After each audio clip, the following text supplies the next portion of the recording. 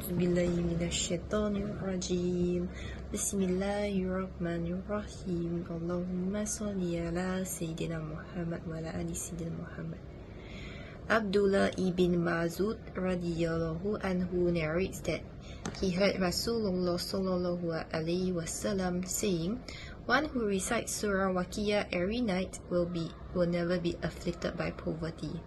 By Haki. أعوذ بالله من الشيطان الرجيم بسم الله الرحمن الرحيم اللهم صل على سيدنا محمد وعلى آل سيدنا محمد.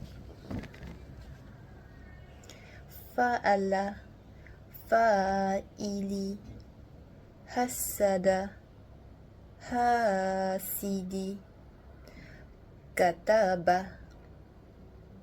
كاتبي جلس جالسي خطب خاطبي قرأ قارئي بين بائني مالك مالكي علم عالمي شاهد شاهدي صراط جهادي